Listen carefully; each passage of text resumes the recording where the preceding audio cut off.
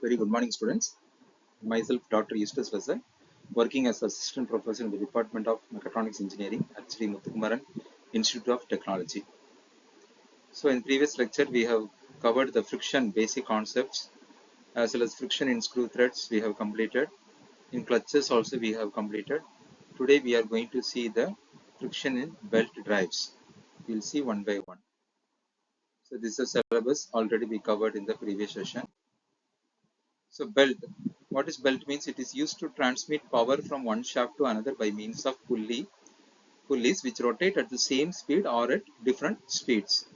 Amount of power transmitted depend upon the following factors. What is the factors means? First of all, velocity of the belt, the tension under which the belt is placed on the pulleys, arc of contact between the belt and the smaller pulley, conditions under which the belt is used.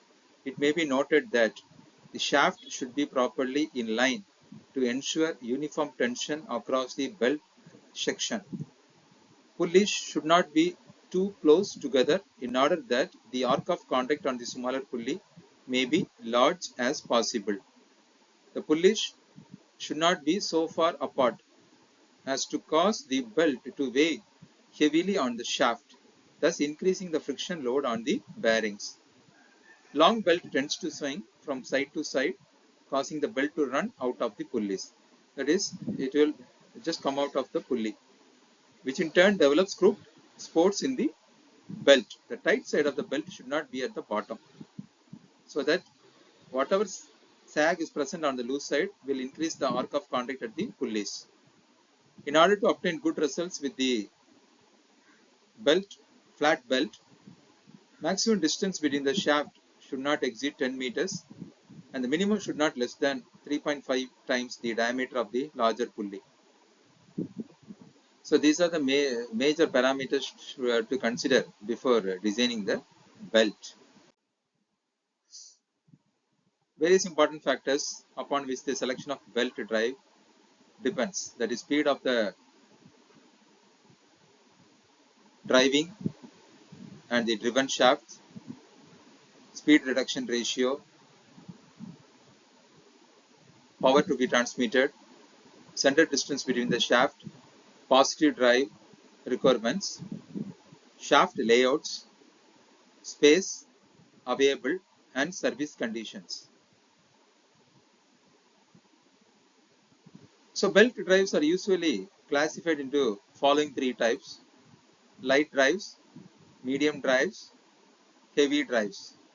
So light drives, these are used to transmit small powers at belt speed up to the speed of 10 meter per second as in agricultural machines and small machine tools.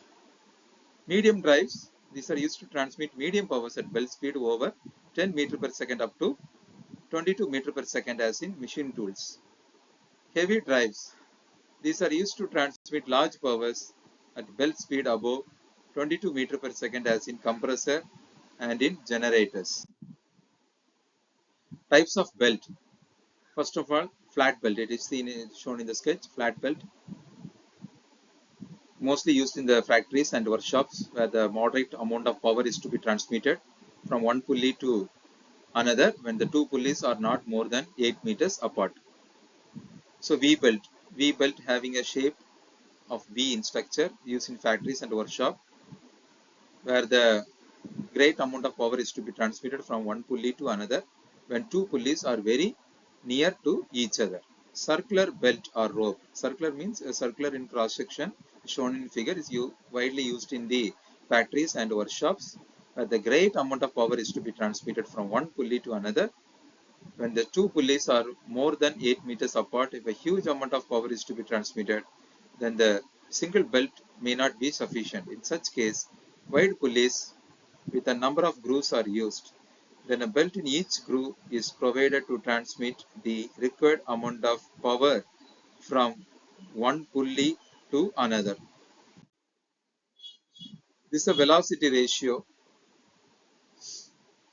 We have to define some terms, declare the terms, that is D1 diameter of the driver, D2 diameter of the follower, N1 speed of the driver RPM, N2 speed of the follower in RPM.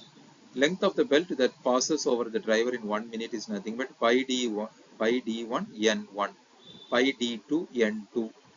So length of the belt passes over the driver in 1 minute is equal to the condition, that is pi d1 n1 equal to pi d2 n2. We have the relationship n2 by n1 equal to d1 by d2. So if thickness of the belt is considered, means just we have to add with the formula, that is d1 by t, d2 by plus t. These are the some important notes. v1 velocity, we have to peripheral velocity pi d1 n1 by 60 meter per second. Peripheral velocity of the belt on the driven pulley, that is pi d2 n2 by 60. Equating these two relationship, you will get n2 by n1 equal to d1 by d2. Then in case of compound pulley, this is the formula, n2 by n1 equal to d1 into d3 divided by d2 into d4. That is a product of diameters of drivers divided by product of diameters of drivens. So slip of the belt, you have to consider in designing the belt, because the frictional gap becomes insufficient, because whenever the motion of the belt and pulley assuming a firm frictional grip between the belt and pulley, frictional grip will not be much more sufficient. This may cause some forward motion of the driver without carrying the belt with ease. This is called as slip of the belt and is generally expressed as a percentage. That is n2 by n1 equal to d1 plus t divided by d2 plus t, 1 minus s by 100. Grip of the belt. When the belt passes from the slack side to the tight side, certain of the belt extend and it is contract again when the belt passes from the tight side to the slack side. Due to these changes of the length, there is a relative motion between the belt and the pulley surfaces. For creep condition, this is the formula, n2 by n1 equal to d1 by d2 into E plus square root of sigma 2 divided by E plus square root of sigma 1. Sigma 1 and sigma 2 stresses in the belt on the tight and the slack side, and E is the Young's modulus of the material.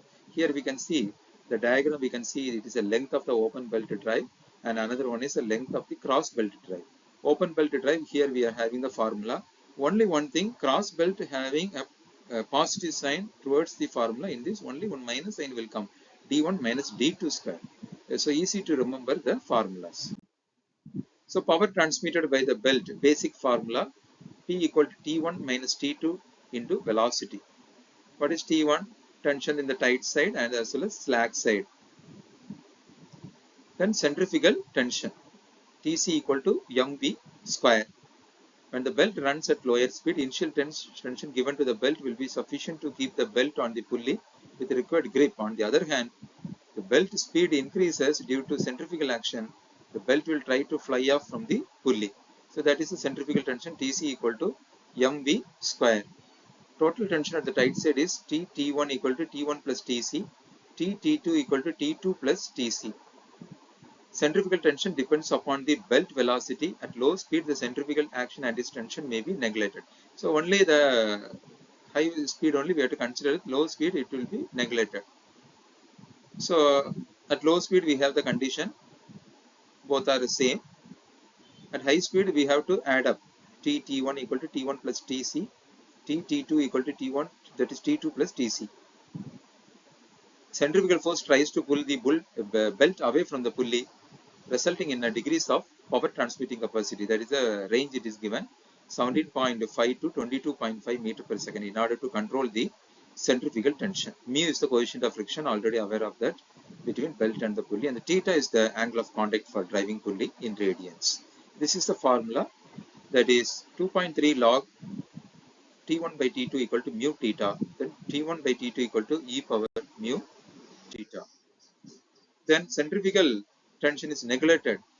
Then what is the condition means, T1 minus Tc divided by T2 minus Tc equal to e power mu theta. These are the conditions. Sigma is maximum safe stress, belt of the width of the belt, T is the thickness of the belt, and T is the formula sigma Bt. Centrifugal tension is neglected, therefore T equal to T1, that is T1. Again centrifugal tension is considered, means you have to use the formula T1 plus Tc. Then various conditions for the transmission of maximum power, the centrifugal tension should be considered as T by 3. So velocity of the belt for maximum power is equal to root of T by 3 into M. T not equal to initial tension in the belt, tension in the tight side of the belt, tension in the slack side of the belt. So these are the formulas you have to consider for designing the belt. So based on the formulas what I have discussed in the previous slides, here this is the problem. A horizontal belt drive for a centrifugal power blower. Blower is a belt driven at 600 rpm by a 500 kilowatt 1750 rpm electric motor. Here various condition it is given. These are the given data. N2 equal to 600 rpm, P equal to 15 kilowatts, N1 equal to 1750, sigma is also given, 4 megapascal, mu1 equal to 0.5, mu2 equal to 0.4, velocity equal to 20 meter per second. Pulley diameters, we can use the formula d2 equal to d1 into n2 by n1. By using the formula we can get the answer 636 millimeter. Then belt length, already we discussed about open belt drive, we have the minus sign in the formula itself. Just substitute the values in this and get the value as 3920 millimeters. Then cross sectional area of the belt. Again we have the formula theta 1 equal to 180 minus 2 alpha, that is the formula. Angle of contact on the pulley, that is theta 2 180 plus 2 alpha. Then alpha is a method to calculate the formula from the sketch itself. Sin alpha is equal to O2m by O1 O2. By using the formula we can get it. For motor pulley, mu1 theta 1 equal to 1.4, mu2 theta 2 equal to 1.388. Then you have to use the power transmission formula P equal to T1 minus T2 into V. Then use the formula 2.3 log of T1 by T2. Use the relationship and you will get the value of T1 by T2 equal to 4. Then solving equation 1 and 2 will get the tensions T1 and T2, 1000 Newton and 250 Newton. Again, the problem continues. It is like a design problem. The various assumptions should be taken into account. Mass of the belt per meter length, M equal to A L rho. Centrifugal tension Tc equal to mv square. Again use the same relationship, you will get the 0.6 into 10 to the power 6 A. Then maximum tension T equal to T1 plus Tc. Then you will get 4 into 10 to the power 6 A Newton. Then minimum initial tension for formula T naught equal to T1 plus T2 plus 2 Tc divided by 2. Upon calculation we will get 801.4 Newton. Then for finding the resultant force in the plane of the blower when operating with the initial tension 50% greater than the minimum value. This is the condition it is given. Therefore, T naught dash is equal to, you have to consider the 50%, then you will get 1202 Newton.